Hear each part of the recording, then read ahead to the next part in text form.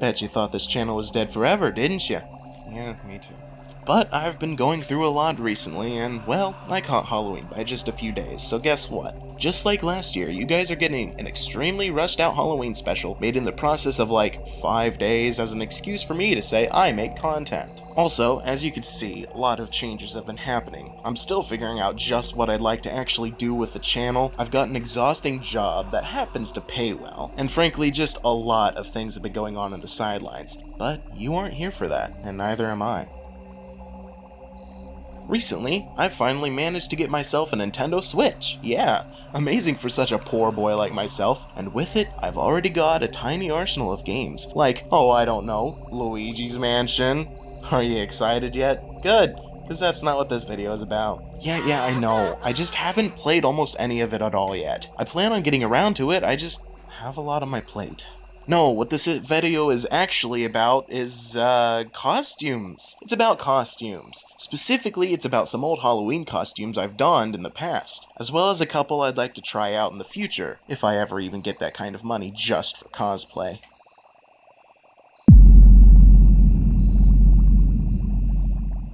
Okay, so the first costume I ever remember wearing for Halloween was in kindergarten. My mom got me an inflatable crocodile costume. Even as a little child, I had some kind of discomfort with the idea of looking bloated and fat, but I guess, I was also a bit excited. Maybe it was just because I was wearing a costume at all. All I remember is having a big mishap where Mom and I were under the impression that I could go to school dressed up in my Halloween costume for the day, but when I got there, it turned out that wasn't the case. I was extremely embarrassed after that, being the only kid in school not wearing the normal casual clothing. On top of that, the costume being a giant inflatable crocodile. Like, this thing had an entire head that blew up and you were supposed to wear over your head, and even blow up hands to go over your real hands. But I guess it wasn't so bad. I ought to be a child back in the early 2000s, free to wear crocodile suits without being worried about getting ridiculed as a furry. I wore it later on Halloween night, and everything went fine after that, so it wasn't totally embarrassing at least.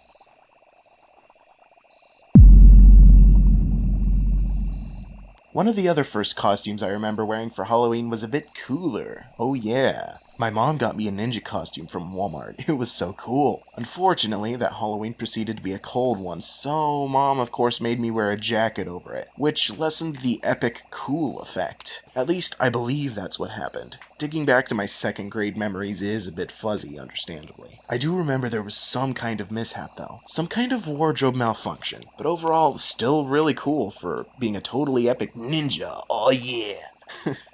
I don't think I was even into ninjas back then. I just wanted to finally look cool like the other kids and knew the ninja costume would do just the trick. And then it didn't even end up working. What a waste of time and money.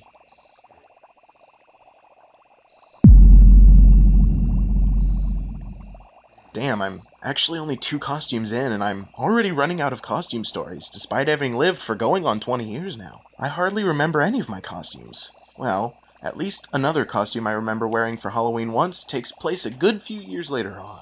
It was just plain old vampire. Not very creative at all, I know. Buy a vampire kit at Walmart, put on, one and done. But at the very least, a bit of a story behind this one, as it was also used in a community Halloween festival. It was nothing big, I lived in a tiny town, but the event was held at the community center. There were multiple things going on. A costume contest, a pumpkin carving contest, and all sorts of other neat little things. I even had a bit of white makeup and fake blood to use, so that was cool. I even walked around pretending to be the real thing, putting on a very harsh vampiric accent and went to town. And Hotel Transylvania had come out a little while before, so I can even make a couple references from it. Like if someone interviewed me and asked why I wasn't drinking anyone's blood, I could pull the, human blood is so thick and fatty, I'd prefer some sort of blood substitute or imitation. You hardly tell the difference. So yeah, it might have not been the most exciting costume or Halloween for me, but hey, it had a few nice moments.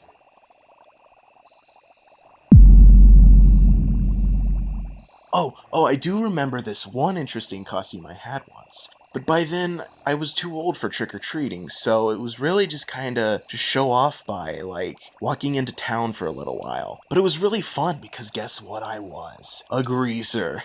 That's right, baby. I was one slicked-back, smooth-talking cherry. I even put sort of a fake dialect on. Something you might hear out of The Fonz or Barbarino. Bonus points if you get that little reference. It was honestly fun, despite just going off to the store for a little while and then coming back home and calling it a night. I put on an entirely different personality to match it too. Instead of going out as meek and timid and full of social anxieties like I always am, I hid behind that black leather jacket, took pride in my greased back hair, and let loose as a confident, punky bad boy who said whatever was on his damn mind. It was a nice time.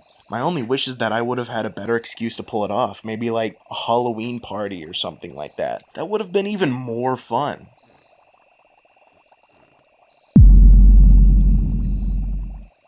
I can only remember one more costume that didn't necessarily stand out, but the events that took place will always stay in my mind forever.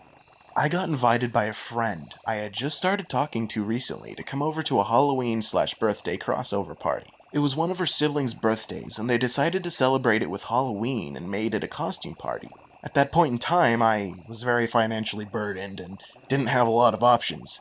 But I did have a beanie, a flannel sweater, and jeans, so I took the only route available to me and went as a sort of lumberjack. It wasn't the most interesting, but it did the trick. And I had a deep crush going on for the girl that invited me. We had hung out a few times previously, and we had performed the forbidden act of hand-holding, and God forbid even had premarital cuddles. Oh, and even worse, she played with my hair for a while. Okay, listen, maybe I just developed feelings too quickly, but I was already in love just from feeling such pleasant things like hugs and physical affection.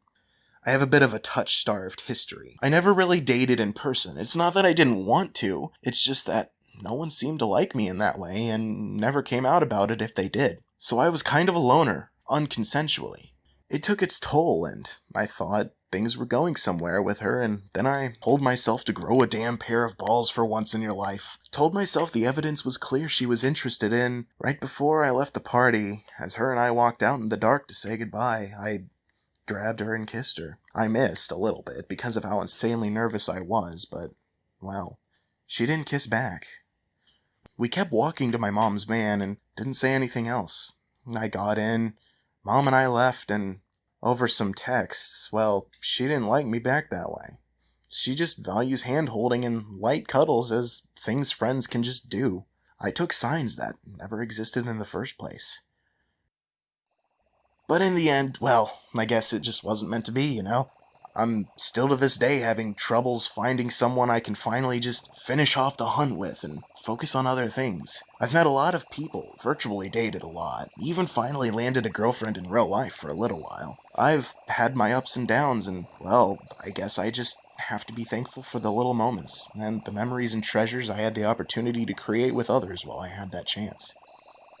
Sorry, No, I said I'd also bring up some costumes I'd like to try in the future, but looks like we've run out of time. Maybe, just maybe, I'll talk about that another day. In the meantime, remember to value the little things in life. Keep a loved one at the ready to vent out to if you ever need it, and, as always, have a beautiful life.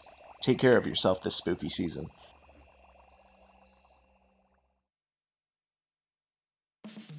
Hey, welcome to the end card. If you made it, well, thank you. I've been on quite a bit of a hiatus if you didn't notice. Things have been insane. I don't even know if I'll be able to put out videos more regularly with this full-time job I have now. But nonetheless, thank you all for continuing to support me, even through all the long periods of silence where my channel goes dead. Maybe someday I'll be able to put all my time and effort into doing this, instead of suffering through exhausting manual labor day in and day out, sometimes with only one-day weekends at that. Anyway, yeah. I appreciate the support, and if you want to see random sporadic bursts of text and occasionally see little art projects I work on here and there, check out my Twitter, and if you'd like to join a community of other bros and homies all working together in a wholesome effort to lift each other up, go join my Discord channel. It's not even dedicated to my YouTube channel. It's actually specifically designed just for meeting new friends, supporting each other, sharing content, and even just chatting. And on top of that, every new video I make and upload will be put up in the server. So go on and check it out. Be the latest member of Buff Bros with us. And yes, that includes girls. True broship sees not the gender of the bro, but the deeds the bro performs. Links to both my Twitter and the Discord channel will be in the description. Anyway, see you in the next video.